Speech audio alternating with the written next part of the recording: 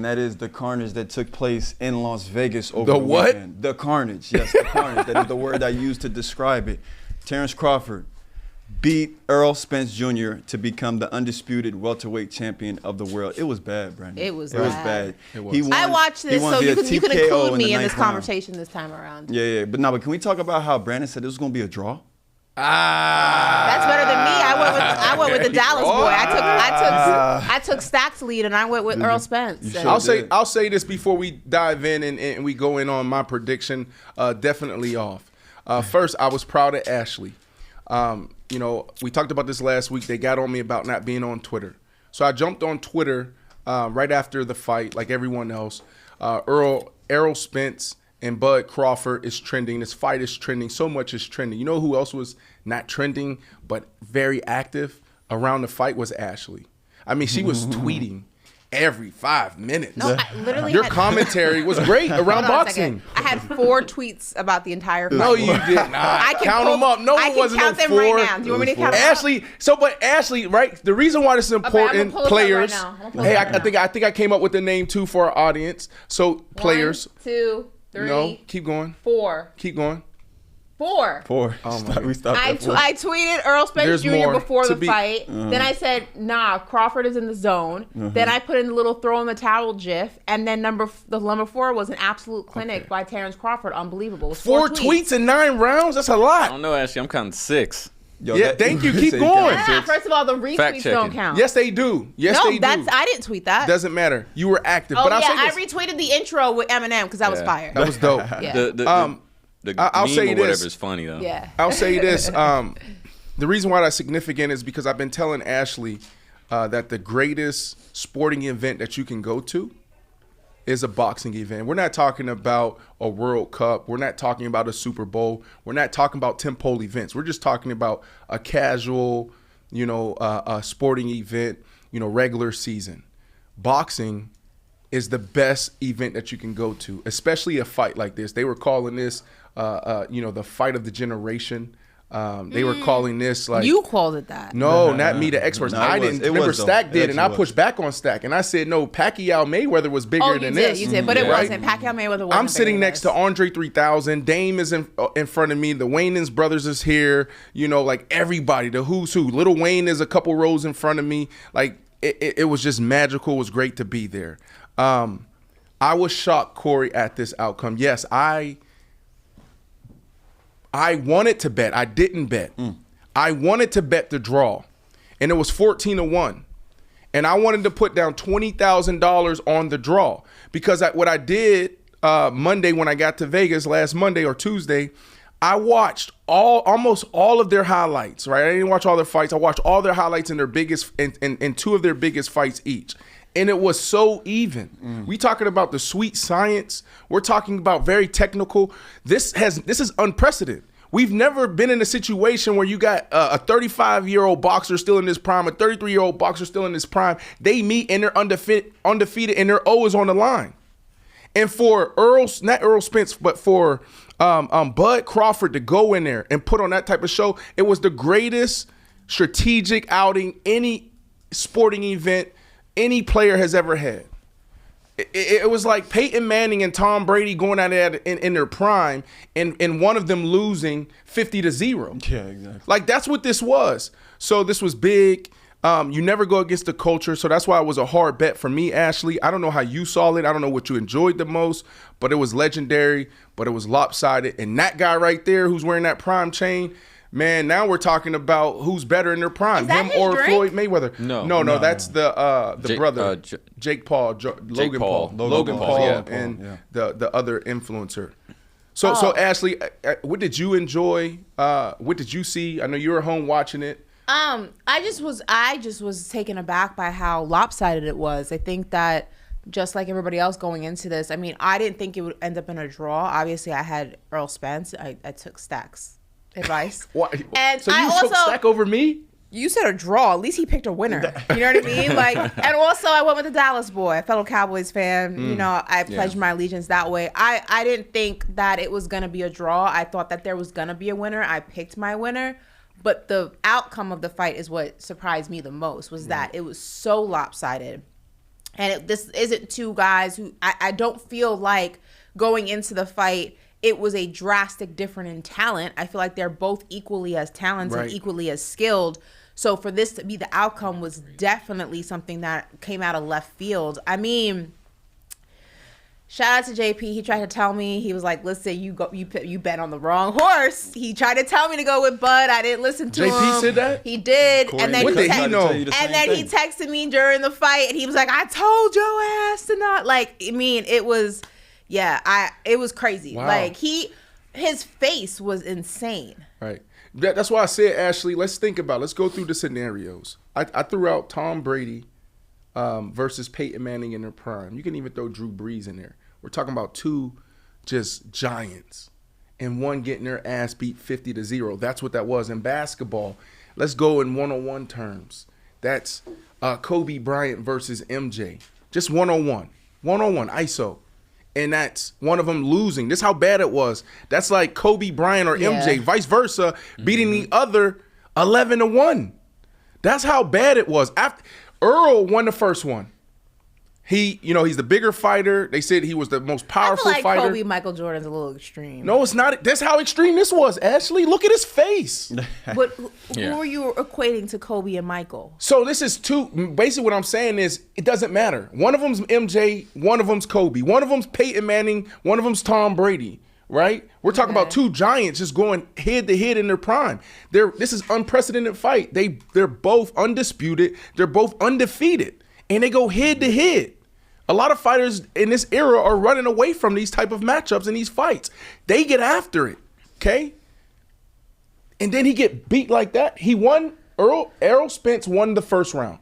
Bigger fighter, more powerful. His strategy was clear from the start. I'm a back him down, right? I'm gonna impose my will.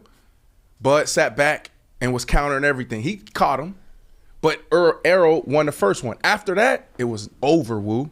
I know. Corey, now you came out here. Now, Corey, I keep telling you this. You can go down as a legend if you want to. You can go down as a legend if you want to. But you are afraid to put your hot takes out there. I'm afraid. You went out there and you're telling all your homeboys, oh my goodness, it's going to be a left hook in the ninth.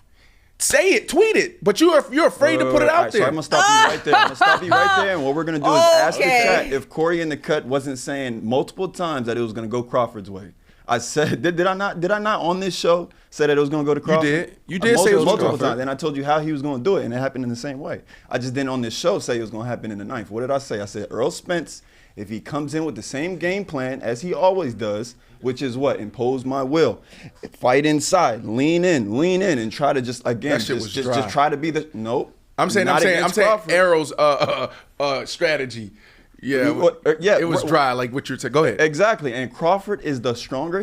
He was the stronger puncher. That was evident almost even in the first round. In the first round, really what he was doing was just gathering information. You see the greats like Floyd Mayweather do the same thing, and he lost the first round. But then what happened in the second? It was a wrap. Earl Spence was trying to stay in there, right? Put his head in his work, and all Crawford was doing was counterpunching and doing just what you seeing him do right here on this picture. Brutal photos, it was slow. It was slow from him. Can I also just point out, like, this is where I like boxing to go, meaning that I want to see people put that O on the line because I think it makes the sport better. That's right.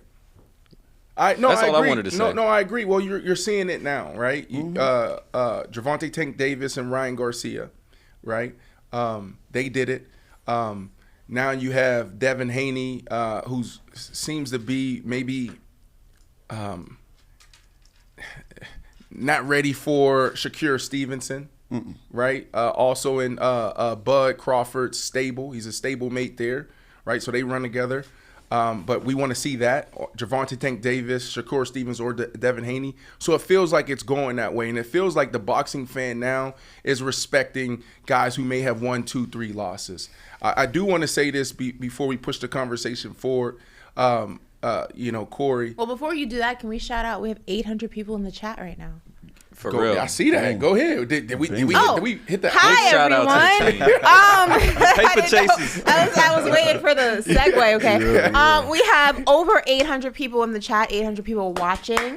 this lovely Monday. Great way to start off the week with Paper Route. We have our usuals. I see some new people in the chat. Hello to everyone. Hope you all had an amazing weekend. B. Morale, Christy O. Yeah, the usual schmusuals. Shelly Bibbins. The regular schmegulas. You know what? We should and put it on them. people. We should put it on them. Christy O, Pamela, right? Yeah. Like, St. Patrick. Is he still involved? Is he still I around? haven't He was seen in that here. name Nah, in I a saw him. while. He was in here. Welcome, Okay. welcome. We got we usually we right around 250 to 400. Yeah. Can you guys need to take ownership of this? Like, Hi, everyone. it's like it and Ashley, whenever, when I was playing ball, right? So I was playing with the Jets. Let's say go to Chicago You played Bears with the days. Jets? I didn't know that. Let's go to Chicago Bears Day. You So played Coach with the Bears Tressing, too? I didn't know that either. Wow, I you didn't play learn for the something new Cowboys. on this show every day. I didn't play for the Cowboys.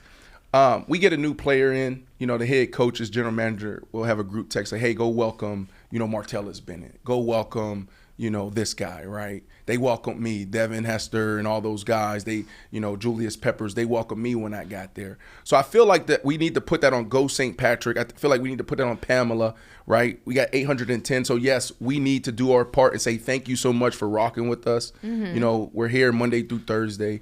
But Pamela and Go St. Patrick should be our captains, right? The welcome committee? And Christy Yeah, O. and Christy Yeah, the O. welcome committee.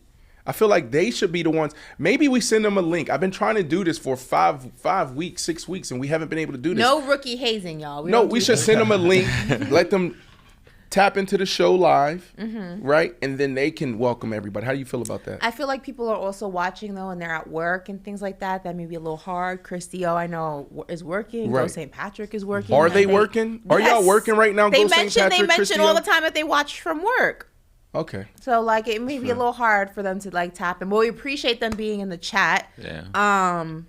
Yeah. So let's get back into it. Just wanted to shout everybody out. No, that's a Paper big deal. I'm chases. glad you did that because it's hard doing what we're doing, right? And being consistent, believing in what we're doing, and that's what you're looking for, the numbers to grow, and to spike, so we can attract more partners, so we can keep this thing going. So sure. thank you guys so much. What I was saying is this, right? Like Corey, you talked about Bud's strategy and how he was countering Errol Spence, right? Throw these pictures, these graphics back up. Keep them coming in, man, so you guys can see this and really understand why I said, this is like Tom Brady and Peyton going at it and someone losing 50-0, or Michael Jordan and MJ, Kobe Bryant and LeBron playing one-on-one and someone losing 11-1. Like, we didn't think that this was going to happen. This was a great outing by Bud. This was a legendary fight. Like, for him to do this to Errol, he didn't even do this to bum fighters. Like, this was this might have been his greatest performance ever in his life. Yeah, I'd say so. Okay? Real talk. And Ashley, yes. He came out to Eminem. And Which that's was when we should have amazing. known. That's one of my favorite songs ever, by the way. Lose Right. Yourself. The song that, yeah. But shouldn't we known then that this fight was going to It's be over. over when he brought out Eminem, right? Like, I mean, not necessarily. That walkout don't always mean maybe not something. necessarily, but I mean Yeah. that song does get you like the eye of the tiger. That's like coming out to the Rocky theme it's song. not just Da-na-na. Like it's just like one of those songs that like if you just are feeling like down about yourself or like you're in Right. the gym, you got to hit that last set. You put that on and it's just like Yeah. you feel like you can do like 50 more. It's just I that kind agree. of song. I agree with you there, but to me, that's not the significance. The significance is that Eminem doesn't do anything. And so for you to have Eminem come out to a fight, that's a big deal. Eminem ain't Eminem barely does stuff for Dr. Dre and 50 Cent. That is not true. I promise you. He did the Super Well, he's Bowl. on the- He's on the back end of his I career, think we too. had Tim on the show He's and Tim talked chilling. about it. No, Eminem is turning down. 50 Cent talked about it on a podcast with Mary J. He said, I'll go to Eminem with a $50 million deal. Like, yo, we're going to do this one little deal over here in Dubai. They got 50 mil for us, a couple hours. Nah, I'm good. M don't do anything. So Bud tweeted out, okay, a couple days before the fight, who should I have walk me out? Eminem responded, oh, well, that would be an honor. You my greatest. That's you my his favorite- favorite that's his favorite boxer, yeah. You're right. So we should have Oh, known that's there. I wanted to dope. highlight that. But the last thing I would say from a boxing standpoint, and you guys can close us out if y'all want, if y'all have anything to say here. You don't box a boxer, right? And George Foreman highlighted Don't this. box a boxer. Right. Well, meaning like Errol Spence is a fighter, right? that means exactly what he was trying to do in the first round, and then all the way through the entire fight, Corey. He was just stick with it, like just trying to knock him out. He almost looked like Wilder, just the left. Yeah. Crawford, what makes him great, he's like Floyd Mayweather, very technical, sweet science, right? And so he was just sitting there just countering. And what you don't do is you don't box a boxer. You don't be patient. He should have just been out there just throwing punches, and just trying to get him out of there. All he was doing was trying to be technical, and then he had the little right, left, overhand left, and that was it, right? So I feel like that's where he lost it. And some people, Corey, is saying that, you know, he was dehydrated. Being at 147 was too hard for him. So he's already activated the rematch clause, but he went to that 154. I was going to ask you, do you want to see a rematch here? It'd be interesting in a different weight class. I wouldn't do it in the same weight class. Right after the fight, I said, no, it was too brutal. This reminds me of Wilder Fury, that trilogy, where, I mean, Wilder just couldn't do anything with them. He just got his ass whooped, right? And so right after, I said, there's no way. It's not even close. But when you look at it and you think about, you know, them potentially going up at 154, and Errol, he is smart and he has a great corner, coming back and saying, you know what, let me change up my strategy. I think that it will be a closer fight, and I don't think he'll get his ass whooped here. So yes, I do want to see it, and they're saying that it will happen in December. Ashley, would you like to see this rematch? I think it's going to happen regardless of whether or not I want to see it or not. But I would like to see it only because sometimes you just have a bad fight. And I don't think... Now, granted, could Crawford win again? Yes, but I don't think it would be as lopsided of a fight as it was this time around if we got a rematch. I feel like it'd be a little bit more evenly keeled, and I'd be interested in seeing a little bit more of an even fight than a drastically lopsided fight. So for that reason, I'd be interested in a rematch. I don't know if the outcome would be any different, but I think that the flow would be different, if that makes sense. So that's kind of what at least that's what I'm hoping. Because if it's the same outcome. All right. You're saying in a different weight class or in the same weight class? No, different weight class. You got to be 154. Yeah. Well, you know who was in his corner, but who was also in Errol Spence's locker room before the fight? Do you know who was in there? Because there's always celebrities and prominent people coming in and out to say what up and good luck. No, who was there? Jerry Jones. Well, maybe that's why he lost. So no. So I bring that up, right? Because Jerry Jones is I can known, say that, okay? I'm a Cowboys fan, damn it. Jerry Jones is known to put on events at the Star, right? He's hosted Errol Spence before. They're close. They're guys. So I feel like Jerry Jones was there scouting the environment, seeing if Errol Spence and Crawford could potentially sell out and create a really cool environment. They did that. We're talking about the who's who. Eminem was there. Lil Wayne was there. Like I said earlier, I'm sitting next to Andre 3000. Like the who's, Cardi B, Offset. Everybody was there. The whole culture was there. So I'm bringing all that up to say this, or maybe to ask this to you, Ashley. December, at the Star, Fight 2, Errol Spence, Crawford. Is it going to be Will Dallas? this be, if it's in Dallas or Vegas, will this be your first boxing event that you attend in person? Will you go? What did Kodak say? I hope so. I hope so. Ashley Nicole Moss is now a huge boxing fan. I wouldn't say huge. You're huge. No, but you and Stack said you were going to take me. We are. Oh, so then yes, I hope so.